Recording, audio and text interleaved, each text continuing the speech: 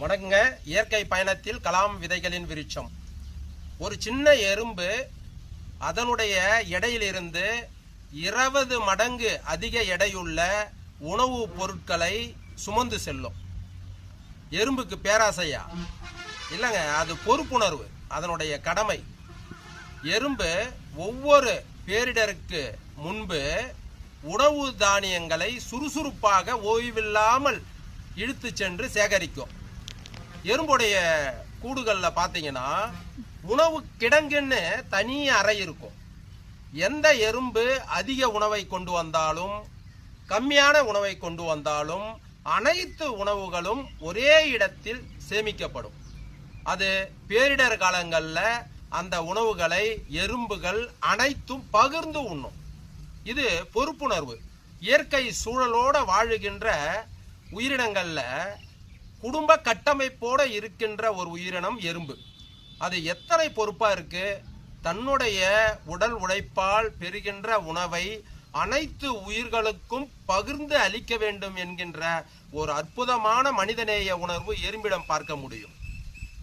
இந்த எறும்புகள் உருவத்தில் மிகச் சிறியது.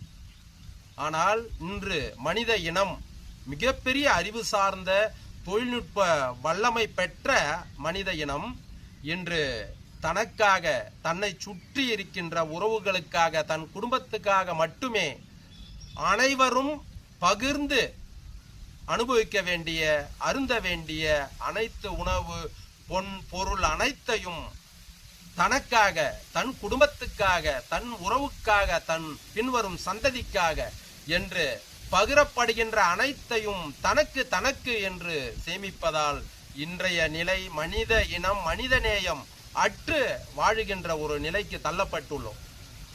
எத்தனை பொன், பொருள், செல்வங்கள், அதிகாரம், பதவிகள் நம்மிடம் இருந்தாலும் ஆரோக்கியமான உணவு, சுத்தமான காற்று, அற்புதமான சுவை மிகுந்த குடிநீர், இது மூன்றும் மனிதனுடைய உயிர் வாழ்கின்ற வாழ்வியல் முறை. இந்த மூன்றும் இல்லாத போது மனிதனிடம் எத்தனை செல்வங்கள் இருந்தாலும், எத்தனை அதிகாரங்கள் இருந்தாலும் ஒன்றுக்கும் பயன் பெறாது.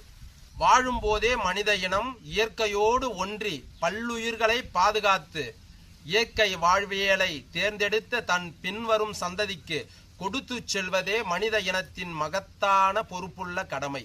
அந்த கடமையை செய்கின்ற பணியை நான் என் குடும்பத்தோடு செயல்படுத்தி வருகின்றேன். என் போன்றே என் பின்வரும் அத்தனை இளைய தலைமுறைகளையும் செயல்படுத்துவதற்கு வழிவகுக்கின்றேன்.